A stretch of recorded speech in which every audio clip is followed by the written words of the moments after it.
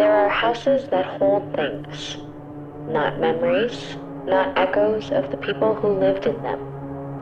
Something sinister, something that doesn't leave just because the people do. This is one of those houses. The property had been vacant for 6 years when the family inherited it, left to them by a great aunt nobody had spoken to in decades. The kind of relative who existed only as a name at the bottom of a Christmas card, until one day she didn't exist at all. And suddenly, neither did the distance between them and everything she'd left behind. Inside, the house smelled like a room that had been sealed, like time itself had been left to sit in there without ventilation. Every piece of furniture still in place, every cup still in the cupboard. Their great aunt hadn't just left the house, she'd left her entire life inside it, as if she'd walked out one afternoon and simply never came back.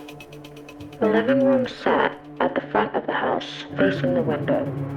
A fireplace that hadn't been lit in years, a side table, a lamp, and in the corner by the window, an old wooden rocking chair.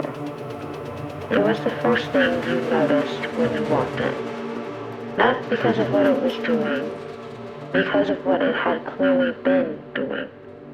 The dust in that house lay thick and undisturbed on every surface, on the mantelpiece, on the side table, on every inch of every floor, but not on the chair.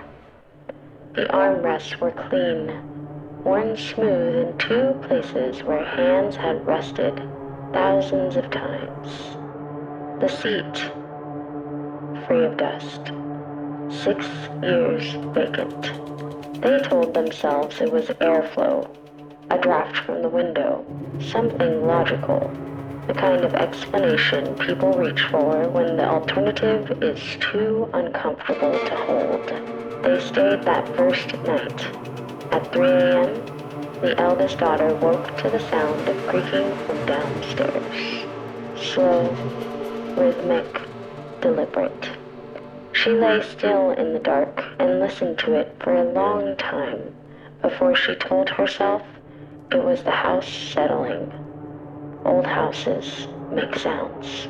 The chair was still, as if it had always been still. They stayed a second night, a third. On the 4th night, the husband got up. He stood at the top of the stairs in the dark, looking down toward the living room. The door was open. The chair was moving. Slowly, steadily, as if someone had just stood up from it. He watched it rock. 1, 2, 3. They found a photograph in the attic. Their great aunt, decades younger, sitting in the rocking chair, smiling at whoever was behind the camera, her hands resting on the armrests in exactly the 2 worn spots.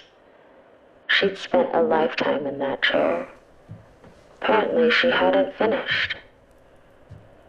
They didn't move the chair when they finally sold the house. It didn't feel right to. Some things choose where they stay, and some things stay long after everything else is gone.